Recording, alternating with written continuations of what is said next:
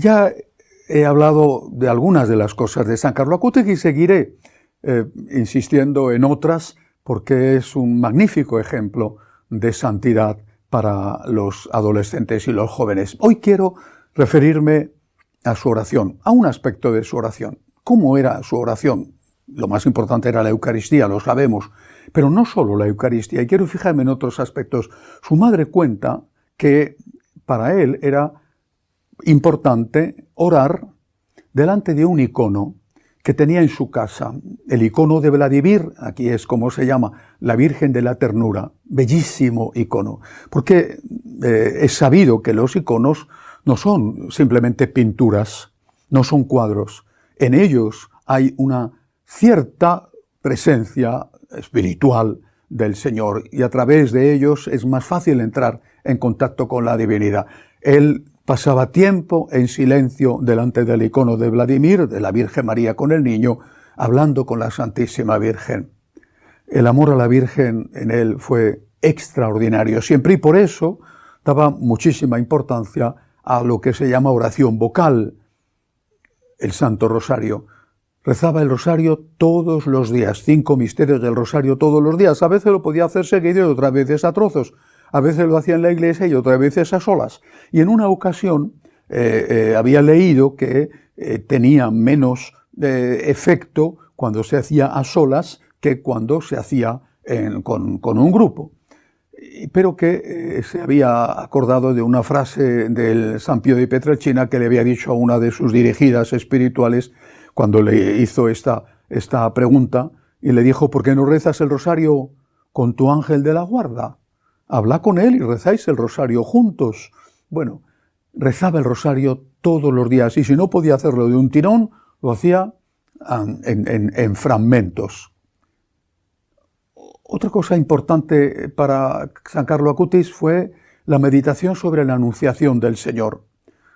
Es decir, la anunciación del ángel a la Virgen María, la encarnación del Señor, la respuesta de María. Le gustaba mucho meditar sobre eso porque ahí veía, si no todo, porque faltaba la cruz, pero veía mucho del amor de Dios y de cómo tiene que ser nuestra respuesta al amor de Dios. Fue muy importante, lo cuenta su madre, la primera visita que hicieron como familia a Fátima. Quedó profundamente impresionado. Y ella cuenta que poco después de la muerte de Sor Lucía, él tuvo una visión, un sueño, no una visión, tuvo un sueño en la noche en el que Sor Lucía se le aparecía y le decía la importancia de rezar y de ofrecer los 5 primeros sábados de mes para la salvación del alma y la salvación de las almas.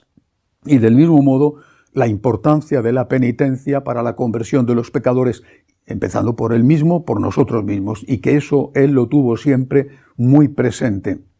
El amor a Fátima, el amor a Nuestra Señora de Fátima, a la Virgen, era para él una cosa esencial.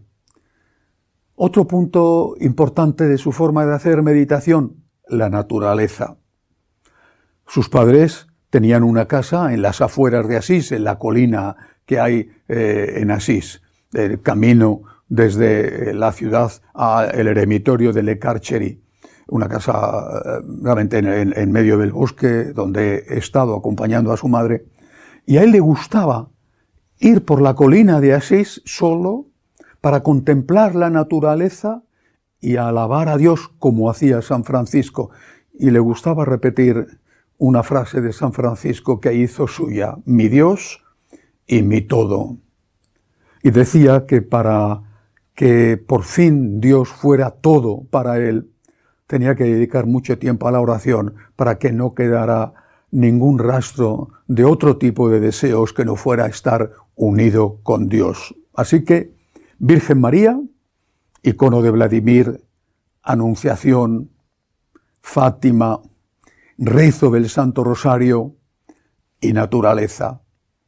Contemplar la naturaleza, alabar a Dios por la naturaleza, dar gracias a Dios por la naturaleza, por la creación que Él nos ha dado para que al final podamos decir, como San Francisco y como él decía, que Dios era todo para él. Que Dios os bendiga.